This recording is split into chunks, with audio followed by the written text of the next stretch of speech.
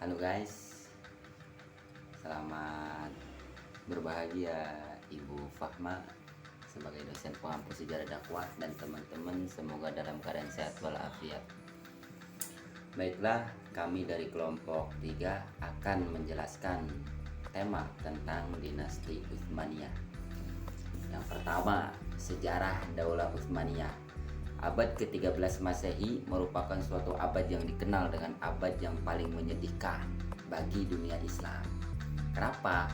Karena pada abad 13, kekhalifahan yang tadinya dikuasai oleh kaum muslimin selama berabad-abad telah dihancurkan. Dan kota Baghdad sebagai pusat ilmu dan kebudayaan Islam telah dijarah raya. Khususnya ketika intervensi bangsa Tartar dengan munculnya kerajaan Utsmani. Dunia Islam bangkit kembali menunjukkan kegagahan dan kekuasaannya dan dapat melanjutkan kemegahan yang pernah dialami oleh dunia Islam sebelumnya. Ketika dunia Islam mengalami kemunduran yang begitu dahsyat, baik yang berada di kawasan Islam bagian timur maupun di kawasan Islam bagian barat, baik dalam bidang sosial, ekonomi, budaya, maupun bidang lain-lainnya. Namun demikian, kondisi tersebut di atas tidak menyebabkan hilangnya semangat komunitas muslimin untuk bangkit kembali membangun Islam ke arah kemajuan yang telah dicapai ketika dunia Islam berada dalam pengaruh kekhalifahan Daulah Abbasiyah di Baghdad. Di samping itu juga, penyebab lain mengakibatkan dunia Islam mengalami kemunduran adalah dikarenakan pemerintahan kekhalifahan dinasti Abbasiyah yang pernah memegang pengaruh kekuasaan dunia Islam. Selama 5 abad mengalami kehancuran. Sekarang kita beralih ke terbentuknya khilafah Turki Utsmani dan era Perinistisan. Garis keturunan Turki Bani Utsmani bersambung pada kabilah Turkmaniyah yang mendiami Kurdistan pada awal abad ke-7 Hijriah. Mereka berprofesi sebagai pengembala akibat serangan orang Mongolia di bawah pimpinan Genghis Khan ke Irak dan wilayah-wilayah Asia kecil. Tatkala Urtugil, ayah Utsman melarikan diri bersama keluarganya yang berjumlah sekitar 100 keluarga, menghindari serangan orang-orang Mongolia. Tiba-tiba dia melihat dengan jelas keributan. Tatkala mendekati lokasi keributan itu, dia mendapati satu pertempuran sengit antara kaum muslimin dengan kaum Nasrani. Nah, sekarang kita beralih ke karakter kepemimpinan Utsman I, yaitu ada sifat-sifat keutamaannya sebagai komandan perang dan politikus. Ada beberapa karakter yang dimiliki oleh kepemimpinan Utsmani. Yang pertama, bijaksana, ikhlas, sabar, daya tarik keimanan, adil, memenuhi janji, sikap ikhlas dalam penaklukan. Itu adalah semua karakter kepemimpinan Utsmani. Setelah kita mengetahui karakter-karakter kepemimpinan Utsman I, kita beralih ke nama raja-raja di dinasti Utsmaniyah. Yang pertama ada Sultan Utsman bin Ertogil, yang kedua ada Sultan Urkan bin Utsman, yang ketiga ada Sultan Murad I bin Urkan, yang keempat ada Sultan Bayazid I bin Murad, yang kelima ada Sultan Muhammad I bin Bayazid, yang keenam ada Sultan Murad II bin Muhammad, dan yang ketujuh ada Sultan Muhammad Al-Fatih. Dan kita pun pasti mengetahui, setelah kota Konstantinopel dapat ditaklukkan, akhirnya kota itu pun dijadikan sebagai ibu kota kerajaan Turki Utsman dan namanya diganti menjadi Istanbul. Jatuhnya kota Konstantinopel, umat Islam berturut-turut pula diikuti oleh penguasa negara-negara sekitarnya seperti Serbia, Athena, Mora, Bosnia, dan Italia. Setelah pemerintahan Sultan Muhammad berturut-turut, kerajaan Islam dipimpin oleh beberapa sultan, yaitu yang pertama ada Sultan Bayazid, yang kedua ada Sultan Salim I, yang ketiga ada Sultan Sulaiman, yang keempat ada Sultan Salim II, dan yang kelima ada Sultan Murad III. Baik, selanjutnya yaitu karakteristik kepemimpinan dinasti Utsmaniyah. Salah satu karakteristik yang menonjol adalah sifat bijaksana, ikhlas, sabar, daya tarik keimanan, adil, memenuhi janji, sikap ikhlas dalam setiap penaklukan. Maka sesuai dengan catatan sejarah dari ke-40 sultan yang berkuasa, terdapat 5 sultan yang berhasil membawa daulah Turki Utsmani mengalami kemajuan atau kejayaan. Mereka adalah Muhammad I, Sultan ke-5, Murad II, Sultan ke-6, Muhammad II Al-Fatih, Sultan ke-7, Salim I, Sultan ke-9, dan Sulaiman Al-Qanuni, Sultan ke-10. Adapun kemajuan atau kejayaan Daulah Utsmaniyah yang pertama dalam bidang ilmu pengetahuan dan kebudayaan, yaitu orang Turki atau Utsmani memiliki berbagai macam kebudayaan, dan di antaranya itu kebudayaan Persia, Bizantium, dan Arab. Dari kebudayaan Persia, mereka banyak mengambil dari ajaran-ajaran tentang etika dan tata krama. Organisasi militer banyak mereka serap dari Bizantium. Sedangkan ajaran-ajaran tentang prinsip ekonomi, sosial, dan kemasyarakatan, dan keilmuan dan huruf mereka terima dari bangsa Arab. Karena orang-orang Turki Utsmani itu terkenal sebagai bangsa yang suka berasimilisasi dengan bangsa asing, dan bangsa Turki itu adalah bangsa yang terbuka untuk menerima kebudayaan yang luar. Maka hal ini mungkin karena mereka masih miskin dengan kebudayaan, bagaimanapun mereka sebelumnya adalah nomaden. Nah, bangsa Turki adalah bangsa yang mempunyai darah atau watak kemiliteran yang sangat kental sekali. Terbukti bahwa bangsa Turki adalah memiliki militer yang sangat kuat gitu. Orang-orang Turki tidak terlalu tertarik dengan bidang ilmiah, namun mereka memiliki keistimewaan dalam arsitektur bangunan. Arsitektur Utsmani memiliki keunikan yang berbeda dengan arsitektur lainnya.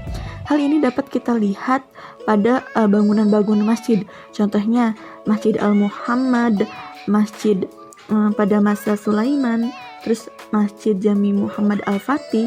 Kemudian pada masa Sulaiman ini sudah banyak bangunan-bangunan seperti masjid, sekolah, rumah sakit, jembatan, saluran air, dan pemandian, dan sebagainya. Nah, selanjutnya selain ada bidang ilmu pengetahuan dan kebudayaan, yaitu bidang kemiliteran dan pemerintah. Para pemimpin kerajaan Utsman ini pada masa pertama adalah orang-orang yang kuat, sehingga banyak wilayah-wilayah yang dikuasai oleh Turki Utsmani. Kerajaan dapat melakukan ekspansi dengan cepat dan luas. Meskipun demikian, kemajuan kerajaan Utsmani mencapai pada masa keemasannya itu bukan semata-mata keunggulan politik para pemimpinnya saja. Masih banyak faktor yang lain yang mendukung keberhasilan ekspansi itu.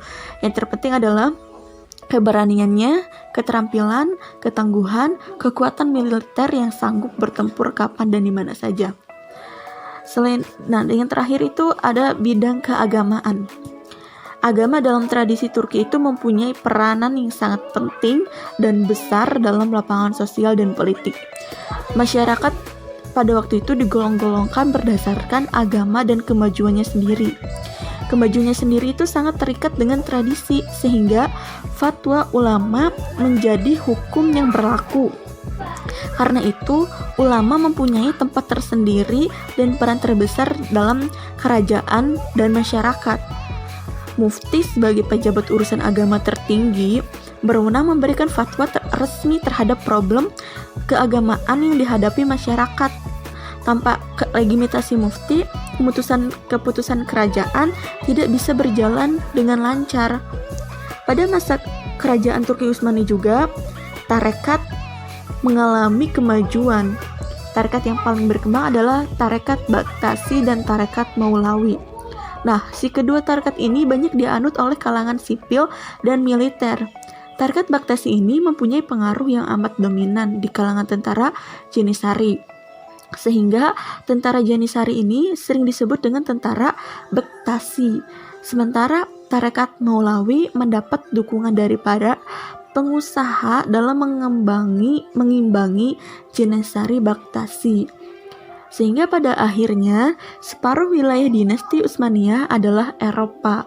Maka tidak heran jika Utsmaniyah terpengaruh oleh kondisi Eropa yang terjadi kesimpangan antara kekuatan Utsmaniyah dengan kekuatan Barat. Karena dinasti Utsmaniyah merupakan dinasti yang suka berasimilisasi dan orangnya mereka tuh terbuka terhadap kebudayaan yang luar. Perkembangan dakwah pada masa dinasti Turki Utsmani. Pada periode pertengahan, dunia Islam ditandai oleh dua masa. Pertama, masa kemajuan 1250 sampai 1500 Masehi dan masa kemunduran. Dua, tiga kerajaan besar 1500 sampai 1800 Masehi. Munculnya tiga kerajaan besar di dunia Islam pada periode pertengahan, yaitu Kerajaan Utsmani di Turki, Kerajaan Safawi di Persia, dan Kerajaan Mughal di India. Pada periode pertengahan dunia Islam masih dapat melakukan perluasan wilayah kekuasaannya, terutama tiga kerajaan besar itu. Dan hal demikian masih membawa keberhasilan kepada perkembangan dakwah Islam, sebab konversi kepada Islam terhadap penduduk wilayah-wilayah yang dikuasai tiga kerajaan besar itu, mereka memeluk agama Islam dan meninggalkan agama semula untuk pindah kepada agama Islam. Kerajaan Turki Utsmani pada masa Sultan Al-Fatih mengalahkan kerajaan Bizantium dan menduduki wilayah Istanbul tahun 1453 Masehi, sehingga ekspansi Turki Utsmani ke arah barat berjalan lebih lancar. Pada masa kekuasaannya, Turki Utsmani memiliki wilayah kekuasaan yang luas, meliputi Asia Kecil, Armenia, Irak, Suriah, Hijaz, Yaman, Mesir, Libya, Tunis, dan Aljazair. Kekuasaan Islam wilayah barat meliputi Bulgaria, Yunani, Yugoslavia, Albania, Hongaya, dan Rumania. Wilayah-wilayah kekuasaan Turki itu sekaligus merupakan wilayah-wilayah sasaran dakwah Islam, sehingga risalah Islam menyebar luas ke daerah-daerah kekuasaan Turki Utsmani. Hal demikian menunjukkan keberhasilan dakwah Islam dalam bentuk konversi massal. Kerajaan Utsmani juga membangun sarana dakwah Islam seperti membangun beberapa masjid.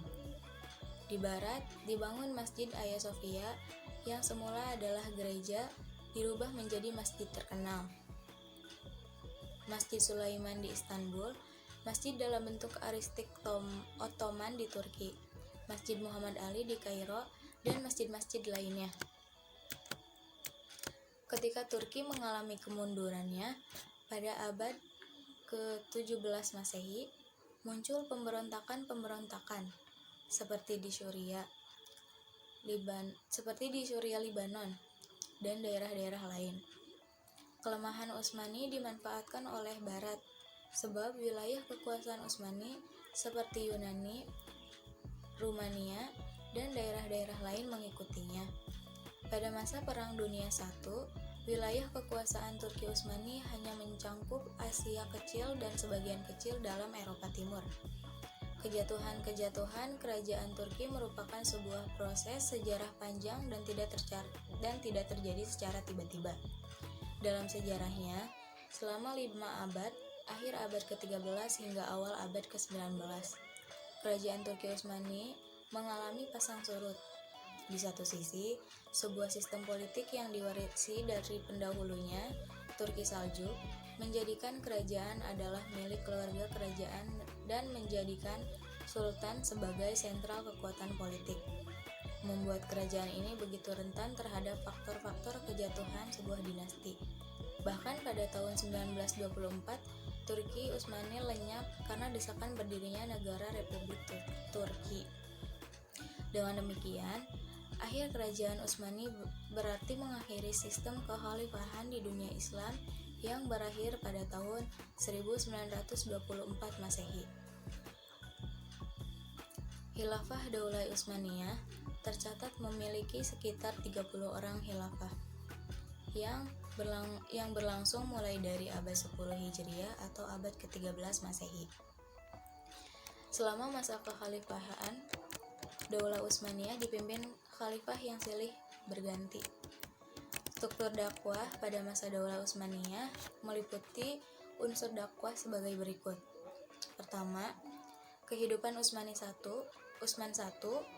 pendiri dinasti Utsmani dari tahun 699 sampai 726 Hijriah, adalah kehidupan yang dipenuhi dengan jihad dan dakwah di jalan Allah.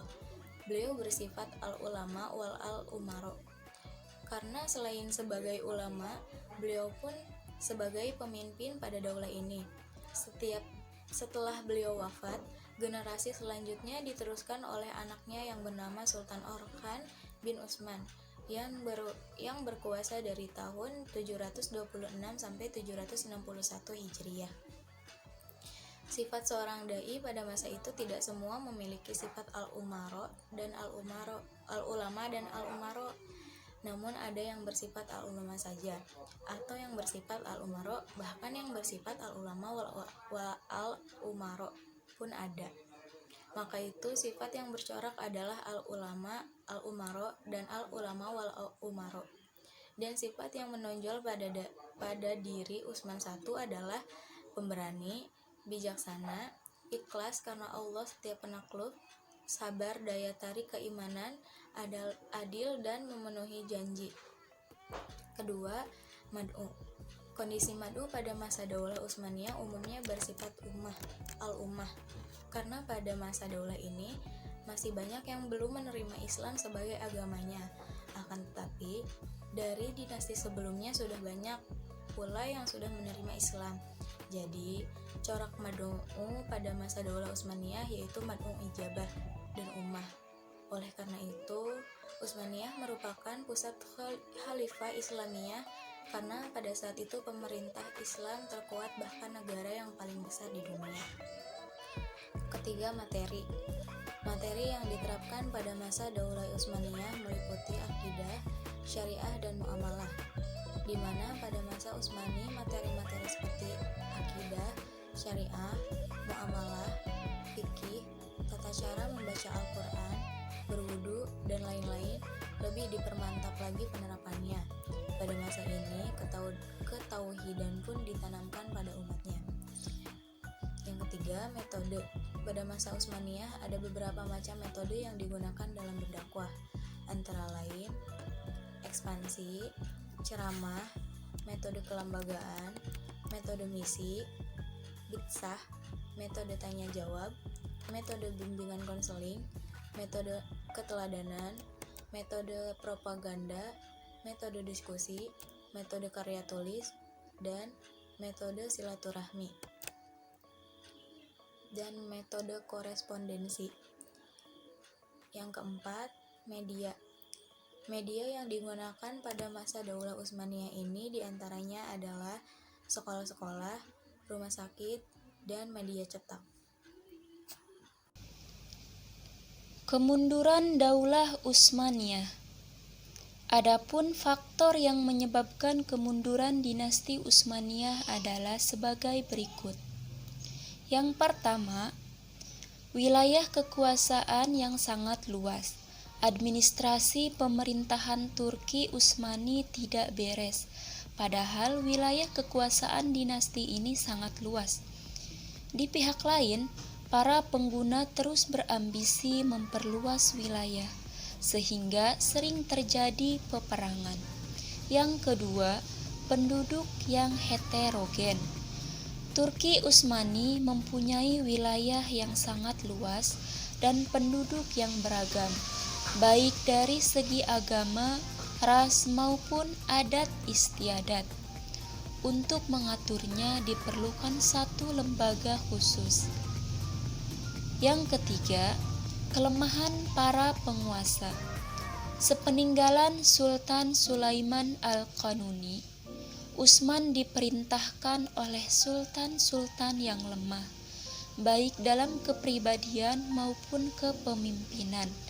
Akibatnya, pemerintahan menjadi kacau. Kekacauan tersebut tidak pernah teratasi secara sempurna, bahkan semakin lama semakin parah. Yang keempat, budaya korupsi. Korupsi merupakan perbuatan yang sudah umum terjadi di dalam pemerintahan Utsmani.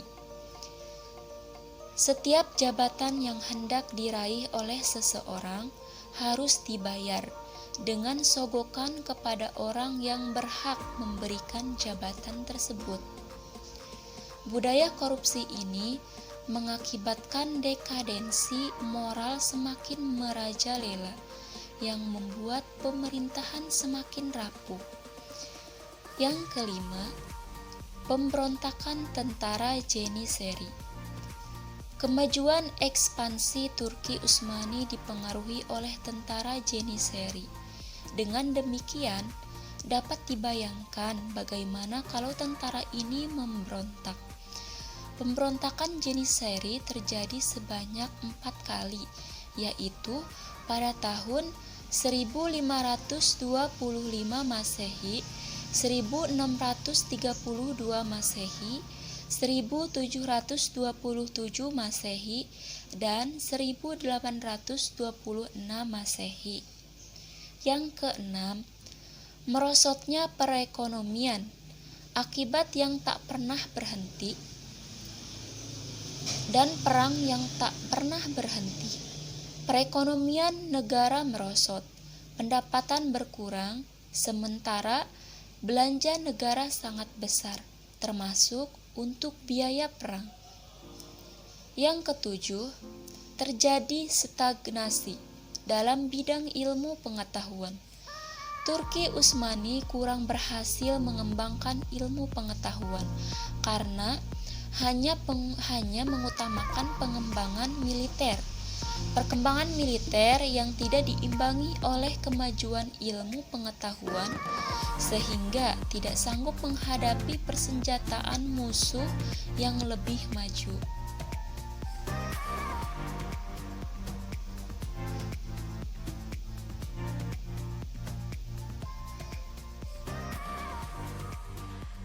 Cukup sekian dari kelompok 3. Bila ada kekurangan dan kesalahannya mohon dimaafkan. Wabillahi taufiq wal hidayah. Wassalamualaikum warahmatullahi wabarakatuh.